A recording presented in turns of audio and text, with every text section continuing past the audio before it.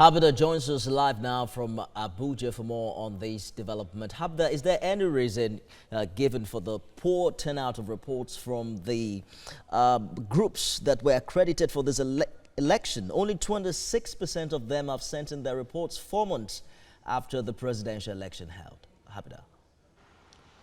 Well, there was a consensus at by the practitioners and civil society organizations that there is no perfect election anywhere in the world.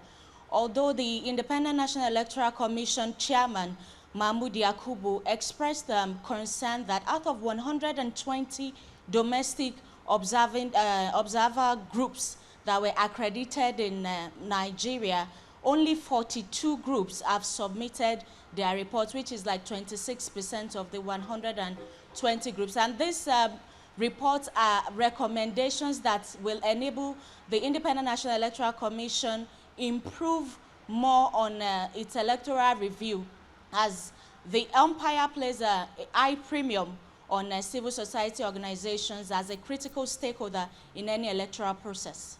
Well, the commission says it's going to implement some of the recommendations ahead the Kogi and Bayelsa election. Did INEC tell you or highlight in some way what these recommendations really are?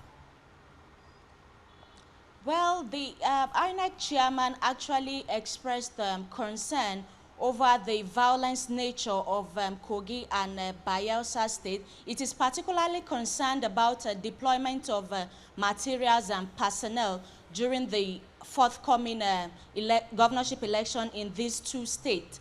The Independent National Electoral Commission is also saying that there should be a meeting between security agencies in this state and political bigwigs in this particular state to enable more synergy and understanding ahead of the election in this state.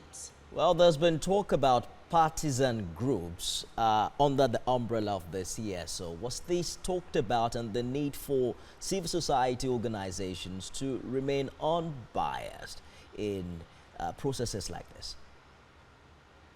Yes, the reason is because civil society organizations serve as a watchdog in the country, especially in an electoral process. They are supposed to be neutral so as to proffer observations and solutions and also recommendations in most cases in any election. Habida Lawal will look forward to more engagement of CSOs even as INEC conducts the Kogi and Bayelsa election. Thank you for talking to us tonight.